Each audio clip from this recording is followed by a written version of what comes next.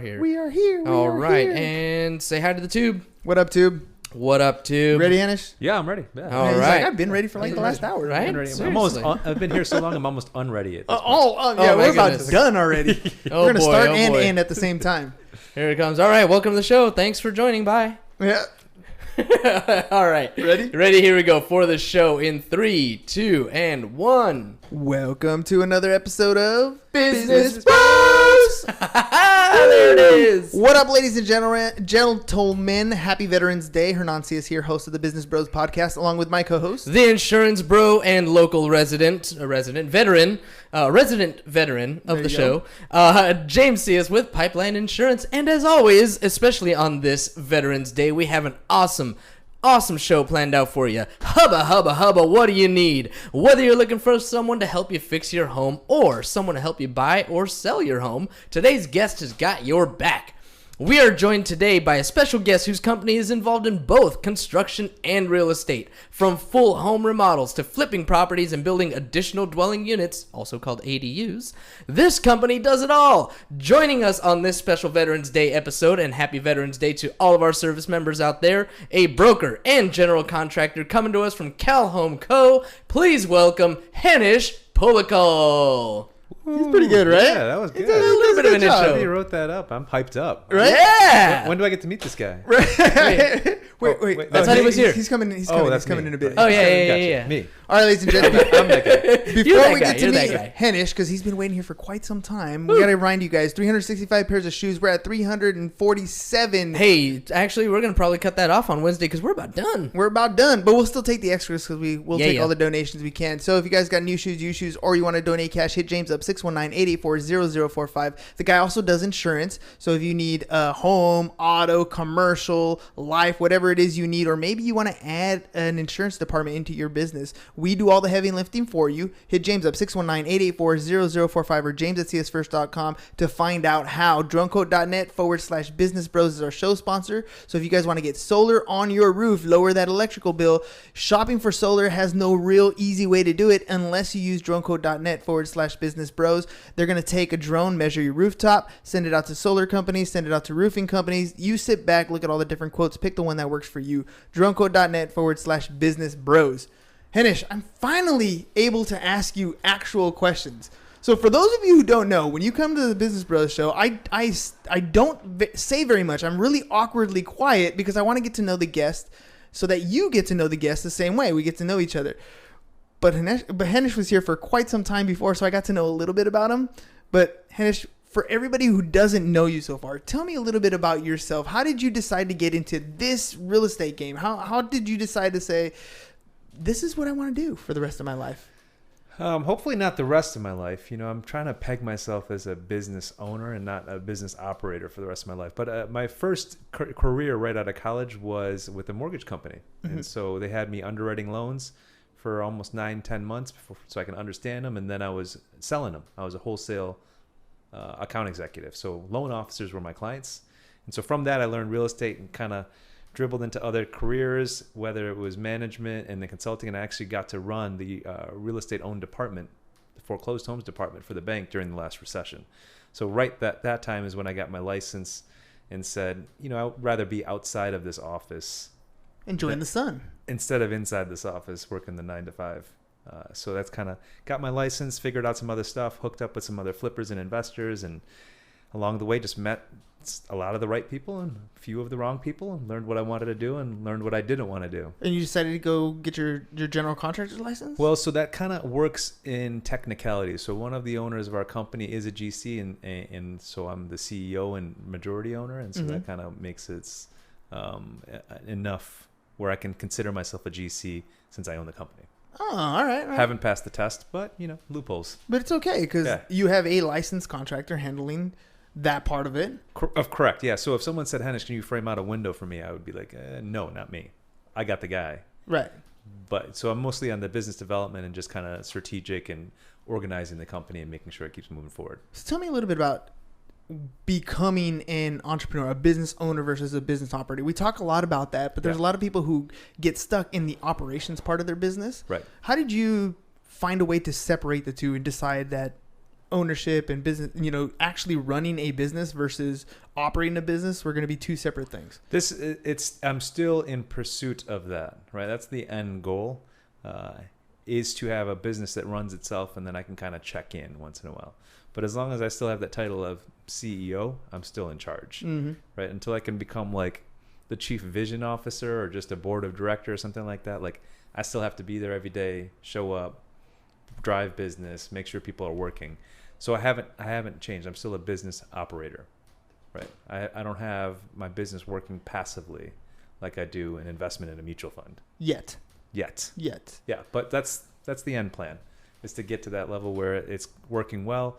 My staff knows what to do. Everyone's generating business and things are growing and moving, but it's hard to step away from something that you built. It's kind of like your kids or your family. It's your baby. Like, yeah, it's your baby. And so I could see myself being pretty involved indefinitely. Letting go. It's a trust issue partially, and the other one is, do you have the system in place so that it operates well, the right yeah, way? It's the system and people. I mean, having the right people that can get it done, right? And so now we're at the point where I've got a lot of great people that are effective. In some, I would say, are even more effective than I am. So I like having that in there. It's a good problem to have. Is I don't necessarily need to be the smartest or most productive guy at the company. I'd rather hire those people. Oh, absolutely. Yeah. If you are, you're in trouble. Yeah. Yeah. I mean, that's a quick way to get to like a nervous breakdown, like to have to be everything's on your shoulders. But now I've got some good people that I can rely on to execute, keep track of clients, keep track of billing, et cetera, et cetera. How long have you been in business now? As a independent business owner for a little over 5 years, almost 6 years now. What would you attribute to like getting to the point where you can take a leap and then continue for 5 years? It helped to have some good mentors and partners at first. I didn't do this by myself. So I always came into it with some people to help me that were more experienced. So having business partners that could help and advise was useful. But yeah, it did take a leap of faith and just kind of jump into it and not accept failure. Things go right and things go wrong, but you just have to kind of get up the next day and keep plowing through it. And eventually, more things go right than wrong. Yeah, for sure. But like, I've noticed that in any type of business, there's always multiple layers of what goes on in a daily operation, right? You have, somebody's got to keep the books. Somebody's got to go out and meet with the clients. Somebody's got to go out, and develop a marketing strategy. Somebody's got to deal with your social media. There's always different things. Yeah. Which ones have you noticed that you've kind of taken on yourself and you're like, hey, this is actually what I like to do? And which ones have you noticed that you're like, this is something I need to hire out to do? Well, for the macro level marketing, in terms of like slogans, ideas, where to target, I like to do. The execution of that, I like to have other people do. I like to bring in the leads. I like to find out where leads come from and then attack those, and not the unknown internet leads. I'm usually going to people or other business owners or people that are working with clients that would be primary leads for me. So those are the kind of leads that I like to get, not the let's pay someone for leads on the internet or with targeted ads. I don't really do a lot of that. I have a hard time quantifying the effectiveness of that. But I do find that if I take someone out to lunch, that usually turns into a lead the next month, right? Or if I connect someone with someone that they need for their business, one of those two people turn into a lead. So you spend a lot of time, building relationships, essentially. That's super important, right? That's what it's all about. I mean, people want to work with people they like, and if I can help you reach your goals, then you'll probably end up turning around and helping me reach mine. So we were having this discussion, James and I, earlier, because we have 40-something agents that we have in our insurance company, and we're trying to get them to be more productive, right? And so one of the things we always laid out is, we can do like a bonus incentive. Sure. And so that is one thing, but for me, I'm starting to realize more and more that people have different types of things that incentivize them, right? Motivate them, yeah. That motivate them, that get them going in the right direction. And in this relationship type business, you just mentioned something that was super simple. If I take somebody to lunch, right, it turns into a lead, more often than not the next month. It's almost like I've helped you out a little bit, whether it's something as simple as buying them lunch. People feel obligated, like they got to do more. Right. And there's not really did you pay them a referral fee? There's not really did you get a bonus at the end? All those things are great and they come with production. But how do you get somebody to continue to do this on a regular basis, to build those relationships on a regular basis? So there's different, intrinsic motivations for people. One of the biggest ones that I think that people like that they don't talk about is people like helping people. Mm-hmm. Even the greediest salesperson probably likes helping people just as much as they like earning that sale. And I think that if you can spend your energies connecting with people and finding out how they can accomplish their goals and help them do that, they're not going to forget that. And then you're going to feel better about it as well. It's just going to uplift your experience of that next interaction you have, that I'm going to meet someone and help them out. And either that person or the next person is going to turn around and give me business. I've also noticed, and you can always tell where people come from with the words they use. You know what I mean? I've noticed that when I talk to people about that sort of strategy, I'm like, look, dude, you just got to help people out. You got to be of service to others. If you're not of service to others, you might get a transaction here or there, but it's not going to be a long-term business. Right. And I get responses like, but, if I do something, I got to get something back. Like, if I'm going to help you out, like, what am I getting out of it? Yeah. And that kind of, it's really difficult for me to explain that. It's almost like it's a karma type thing. I don't know how to really explain building a relationship business, building a referral-based business, much like other than saying you got to be willing to give of yourself without expecting something in return. Well, it's kind of that abundance mindset versus a scarcity mindset, right? There's some people that think that there's only a finite amount of resources. I need to get as much of that as possible. Mm-hmm. Versus the other people that realize that there's probably an abundance of resources. And if we could just use them properly, there's enough for everyone. So having that mindset like makes me feel fine giving away something like a lead or an information or a connection. So anytime I connect to people that can do business, I never say, hey, where's my cut? Mm-hmm. Right? But they know that they owe me indirectly or directly, right? So they just know that. I think people know that if someone helps me out, oh man, I'm going to get that guy's back because he hooked me up, right? Well, we're talking a little bit before the show about how this real estate industry is really small. Right. You get to know the people who are actual producers, people who are doing, 90% of the work in this industry. Right. Because people know them. Yeah. You know who they are. When you need help, they're like, hey, call XYZ. Oh, you need this part? Call this person. It doesn't matter what it is. Home inspection, mortgages, construction, whatever it is. There's those few people who get those constant, you should call this person. Right. And it has to do, it's exactly what you're talking about there. It's because they help other people also elevate their game. They've helped other people do business together without that. Yeah, I mean, you're trying to be a business partner. You don't want to just be the person that is on the receiving end. I want to be able to give as much or more than I receive. And then that makes you more prolific in your community. For sure, people remember you, right? Because that person that you remember, and we see this a lot on Facebook, I need such and such a person. And then, those people will dish out the names of their partner companies that have probably hooked them up in the past, right? And so that's nice to have other salespeople for you that aren't directly in your organization. I like how you put that. They do become your salespeople. Yeah. I mean, honestly, that's where the referral source comes in. It's you just amass, and that's what your circle of influence is for. Right. The better you treat your circle of influence, the more value you bring to them. They're your salespeople. They're your sneezers. They're your idea viruses. They're the ones who are going to go out and speak your praise because you've helped them out. Right. Even with your insurance agents, right? If you can get them to give so much that all their friends think of them, and so that's one of my goals is to become that source for, hey, Henish, I need this. Who do you think? Because I'm well connected, or I know the right people, I can get them in the right direction, right? So I like being that person that gets those leads that I can dish them out. And even if I never charge for them, which I don't, and give them out to people, I mean, that's worth something, I think. Well, let's bring people currency, right? Let's bring people some value right now. Like we were talking a little bit about these ADUs. James mentioned in your intro. Yeah. Right. And how beneficial is it today? How like if I have a home and I want to do something that's going to bring the most value to my home, why an ADU? What's going on with these that's going to make such an impact in the value of your home? Well, there's been a lot of law changes in the last couple of years that have made these a lot easier and cheaper to build. It's still not easy or cheap. It's just easier and cheaper, right? But now it changed from prior to 2017, only 5% of homes in California could have built one of these because of how difficult setbacks and easements and parking restrictions were, right? even if you had all the money for all the fees. But now they've cut the fees, they've cut the restrictions on easements and parking, and now 100% of homes in California qualify for an ADU.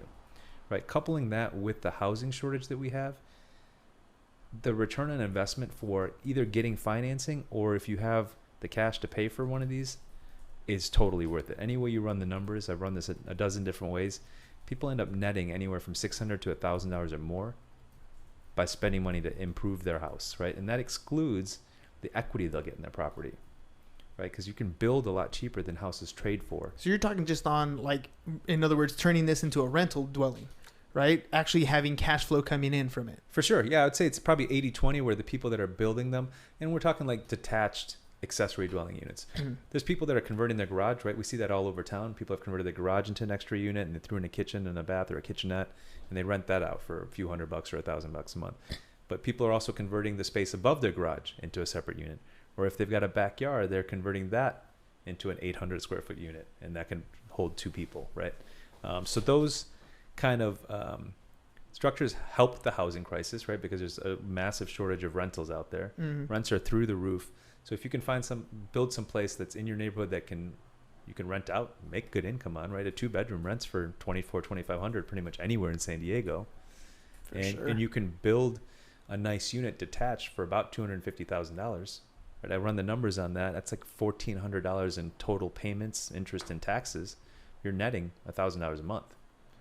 That's a positive. And what you said earlier was that's excluding the equity that you've earned. Now you've increased the value of the home itself. Right. And that's excluding the write-offs that you get for your taxes as well for the mortgage interest deduction. Right. There's all these little side benefits that you get. The rents keep increasing by more than your taxes do, right? Than your holding costs do. There's just no better investment that you can make. I can't think, like, once I explain that math to someone, most people are like, I can't afford to wait anymore. I want an extra $1,000 in my bank account, right? And because it takes about a year to start to finish. If you say, let's build one right now, November of 2020, you'll have it done. How does the financing work for that? So let's say you have a homeowner that is in the home. Maybe they don't have the $250,000, $150,000, whatever it's going to cost them to build this unit in the back. Yeah. Where does that money come from? I mean, so there's a few different ways, right? If you've got the equity, you can just do a cash out refinance and pull it out. Right. But if you don't have the equity, there's a lot of companies that are now specializing in construction loans that'll give you loans based on the after construction value of your property. Right. So if you're building a home or an accessory dwelling unit for $250 a foot, and the value of property in your area is $500 a foot, sometimes they'll give you between 50 to 75% of that neighborhood square footage value for that ADU. So you could potentially finance your entire ADU with construction financing on your residential property. And then upon completion, you refinance the property. Correct. Because now the additional unit has increased the value of your home. Correct. And then you can restructure your loan. Now you have a 30-year fixed, and it's all embedded, rolled into one. Yes. Yeah. So basically just like that, but it's one of those things like, that's not my specialty. No. And you should talk to your mortgage person, and they'll nail you down for that and make it make sense, because that's not a good excuse. Not understanding the finances isn't a good excuse to not get started on building one of these ADUs. And it just makes total sense. There's a lot of homes in a lot of places. I mean, you look at some of one of the things that comes off the top of my mind is things like PB, right? Where you're buying places that are really dinky, small little places, and you have people buying them for $600,000, $700,000, $800,000, and pretty much demolishing them and putting up beautiful places. Yeah. And you can be 1.3, 2 million, 1.5 million, 700,000 right next door. Yeah. You know what I mean? And just that on those small lots. Coronado's kind of the same way. You build them on small lots. But there's other places here in National City, for example, you have large lots. You can take advantage of these additional income units in those large lots, making it and when I think about it like that, it's not just the income dwelling. You have multi-families living together. Right. Which can make things a lot more economical, but now you have essentially small compounds where your brother's family, your mother and father who are also getting elderly and need additional care. Yeah. Now all of a sudden these types of things make a little more sense. Yeah, that's probably about 20% of our clients that come through are building it for family. Right? We hear a lot of, I live in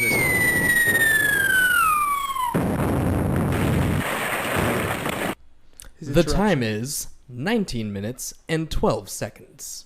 We interrupt our regularly scheduled #1 podcast in San Diego for a purely selfish, totally irreverent, sell-out cash grab word from our sponsor. Hernan, what are we selling today?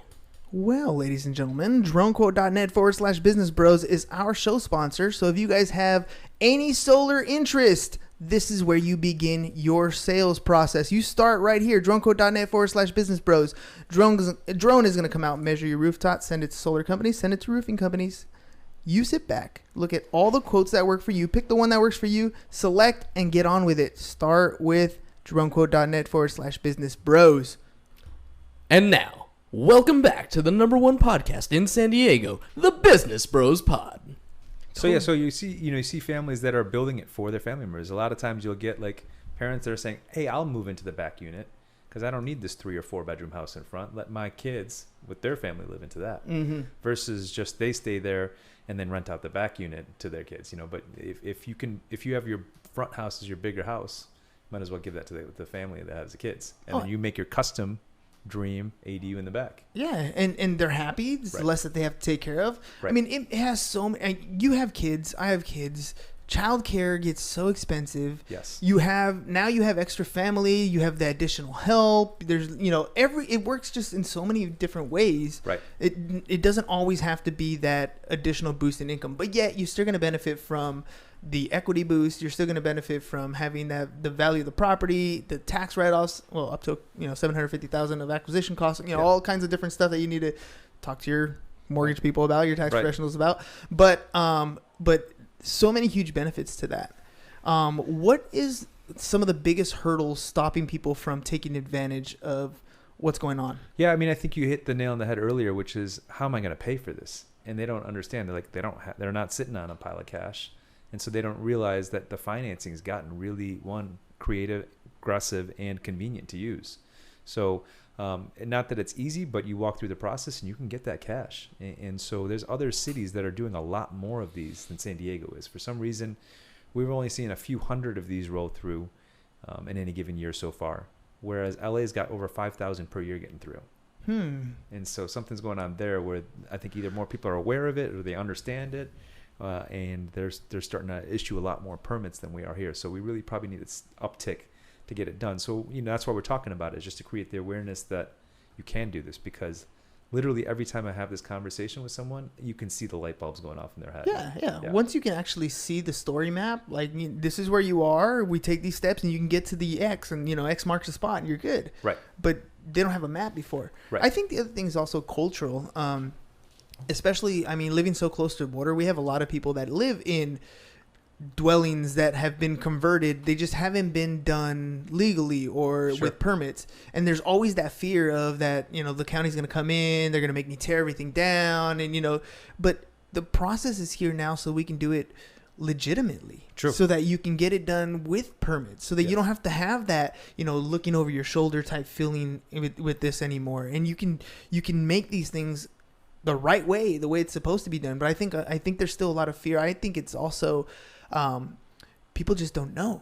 They don't know, and that's why it's a big push that we're doing this for, creating the awareness. Like, here's how you can do it, here's how you can build it. And so when we partner with our other marketing or consulting companies that promote ADUs, it's incredible. They get like sold out audiences of 300 plus people packing city college auditoriums, wanting to get this information to figure it out. But it basically just comes down to call up someone like our company, get an assessment done, which is usually a couple $100 to say, here's what you can build on your property, here's where you can build it, here's what the parking requirements would be, here's how much it would cost roughly, right? And for $250 to figure all that out and say, yep, this is what you can build, and you can quickly do the math from there and figure out what a 1, 2, 3 bedroom unit rents for in your neighborhood, and reverse engineer the math from there and say, do you want that much every month as a rental, or could you accommodate family? That would be helpful. Do you guys do those kind of consultations regularly? Correct. Yeah. I'm probably doing 3 to 5 a week right now. Yeah. And they're like group settings, or they're individual one-on-ones? No, someone will contact us, and you can't, because we need like the address and a few hours to be able to figure that out. Basically go over tax records and yeah, we could check zoning. There's a lot of good resources. Like Scout Red's a really good resource that kind of makes it easy to search which sections of the San Diego City Code apply to your property in terms of what the zoning are, and if there's any transit overlays, if there's any high density overlays, things like that, that'll tell you what your building parameters are for your exact lot, which is relevant because it varies from house to house. So we're talking about, when you're talking about zoning, you're talking about, the size of your lot. You're talking about, is there brush? Are you behind a canyon? Is there water flow that goes down the backside of your home, or that sort of stuff, right? Zoning, and that's kind of easements if there's water and stuff like that. But zoning will tell you what the maximum density you can build for your amount of space. Does that make sense? So if you've got like a 5,000 square foot lot in most areas for single family residences, you have what's called a Florida area ratio, an FAR of 0.5, which means that your total building area on your 5,000 square foot lot couldn't exceed 2,500 square feet. So if you have a 1,200 square foot home, that allows you for additional square footage that you can build on that particular lot. Correct. But if you already have a 2,500 square foot home, you might be capped out. You've already overdeveloped you're at the maximum development for your lot. And at that point, you're looking at, we can probably convert an existing garage or Absolutely. something like that. Yeah, like, I've got an extra bedroom or a living room that we could close off, make an exterior entrance, put in a kitchenette and a bathroom, and then you're good. Okay. Can you build up in those instances instead of out? It still counts towards your Florida area ratio because that includes all of your livable space. Got it. So yeah, What doesn't matter if you build up or out? It doesn't matter. Yeah. Actually, what doesn't count is underground, but that gets expensive. Really? Yeah. Yeah, California's not used to basements. That's an East Coast thing. Yeah, Midwest. Dig them out. It's pricey. I've seen the numbers as high as for parking structures as high as $90,000 a parking spot. Wow. To dig out underground parking. Hotel Del just got done digging out a huge garage. I can't even imagine $90,000 per parking spot. Yeah, up to. I mean, I've seen it cheaper, like down to 40, but coastal with the ocean and water there, it's probably closer to the 90. Yeah, it was probably really expensive for them. Yeah, exactly. But fortunately, they're paying $500 a night for hotel rooms, and some Chinese company owns it now, right? Yeah, actually, I don't even know. Yeah, but yeah, nice. Yeah, I did. They sold out. I think it's being run by one of our U.S. hospitality companies, but a Chinese investment company owns it. Yeah. Interesting. As long as it stays Hotel Del Coronado and it's that's not gonna authentic, change. yeah, That's then not gonna As change. long as the parking situation is cleared up and we don't have to walk 3 blocks or 4 blocks or 5 blocks. That's what's happening now. Yeah, right now. I mean, I don't have to worry about it because I got the Harley and I park right in front. Right. But the employees, they're always, fighting for parking somewhere. So Yeah. yeah. That's a real struggle around here. yeah, it seems to be. Yep. Well, Unless you ride a Harley. all you got to do is pay $90,000 a parking spot, and we can dig underground. We're good. Oh yeah, we're good. There you go. Yeah, exactly. No, but all that information is really good to know because, again, this is an opportunity for people who are existing homeowners. There's a lot of properties, especially today. You've had long-term ownership. We have people turning 65, by the droves for the next few years. I think I heard a statistic. It was something like 10,000 people every day for the next 4 years or something like that turning 65. We're aging up, which means there's going to be a lot of turnover in homes, whether they sell, whether they go on to the next generation, whatever it's going to be. And they don't often know what to do with these things. Yeah. The opportunities are there. That's a great way to kind of age in place and retire and things like that. And I think it's a good option. And so, one of the other obstacles that people have with getting these built is unfortunately the bad stereotype a lot of contractors have generated for themselves, that they're always going to be a pain in the butt to deal with. They'll never be on budget. They'll never be on time.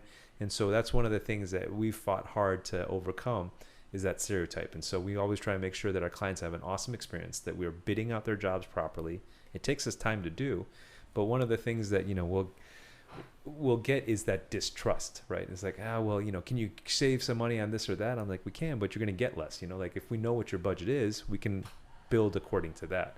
But there's not many contractors that are extremely wealthy, right? I mean, it's not like it's a super lucrative profession. Everyone's still working hard to earn the money, but it takes a lot of due diligence to be able to measure out a work site and a project, how much lumber you need, how much drywall, getting those connections to the utilities and electrical and roofing and HVAC and foundations. All this is kind of complicated for the most part. It's not like a simple A plus B equals, right? So getting that done right is important, and that's something that we spend a lot of time doing, is getting those bids and estimates out properly, so we're not going back to the client saying, hey, surprise change order, we screwed up on measuring the number of windows you had. Yeah, your oops is a bigger oops for them. Right, and so getting over that hurdle is always something that we have to do. But fortunately, we have good references and testimonials from current and past clients that helps overcome that, because every time we meet with a client, they're like, oh, our friends and neighbors say it's going to cost twice as much and take twice as long. And I was like, well, that's the general stereotype, unfortunately, but we're here to reverse that. Yeah. Well, we're actively working towards being better than our The competition. stereotype, Yeah. right, yeah. No, that's you hit the nail on the head. That is one of the biggest things. And you hear it from within the industry as well, not just the consumer. You hear it within the real estate. Like you'll see a post on Facebook and it'll say something like, hey, do you know an honest, good contractor? And you're reading between the lines, you know exactly what they're saying. Yeah. Somebody's going to stick to their numbers, who's going to be on time, who's going to, who's not going to come back and say, oh, by the way. Right. And it's tough though. It's tough. And that's one of the things that we're working harder on, is to make sure clients understand that when they're working with us, they're going to get a lower stress, honest experience, that we're going to come forward with it. And if we screw up, we most of the time just eat the cost ourselves. We're like, well, we screwed up on that, or we didn't realize our sub that does the foundation was going to charge us this much more, but we'll eat it because that was on us. We should have controlled the sub. So we're working hard to overcome that stereotype and really deliver a good, lower stress experience for people, because it's stressful, right? Oh, absolutely. Moving stressful, and building something or remodeling your home is stressful. And so far, as a result of you guys doing that, how's it been? Yeah, it's been really good. I mean, we've got really good reviews online. I mean, my business from the last year literally has tripled for this year, and I think next year will probably triple again based on the projections I'm seeing for all the ADUs that we've got under contract. So that's good. And so we're actively hiring too, on our construction team. So looking for good project managers and estimators, specifically finding a good estimator is tough. But the construction business is slammed right now. I mean, construction is through the roof, especially with all the fires that are going on up and down the state. All those people are working. And so, one of the red flags that I tell people when they say, hey, we need this work done and start on Monday, I'm like, one, that's a red flag if you can find anyone that's ready to start on Monday, right? Because why aren't they busy already? Right. Two, or they're just lying to you because they're not going to show up for another 3 weeks until they actually have their crew ready. So it's a busy industry, but we set the precedent right. Like, it's going to take us 2 weeks to get that estimate back, and we're not going to be able to even start work for another 2 months. And here's why. Yeah, and here's why. Because we do it right, and we've got guys on payroll, and I can't just have them on standby waiting for you to call me saying I need my bathroom redone. Totally makes sense. I wish I can be at your beck and call, right? I wish it was that simple, right? But I got a business to operate. No, and a client, I think, for the most part, appreciates that. Yes. And when I explain it to them, they're like, that makes sense. Yes. They're like, oh, I got it. You can't just have guys standing around waiting. No. I got to keep them working because I got to pay their bills, right? Well, let's do something. I want to make sure that I want you to look at this camera right here. Let people know how to get a hold of you. So, I mean, we've given a lot of good information here. We've talked about the ADUs. Yeah. We've talked about the quality of service that you provide for their customer. How do they get a hold of you if they want to work with you? Yeah, our website's probably got some good resources on there. It's calhomeco.com. It's calhomeco.com. Otherwise, our main line is 858-633-7812.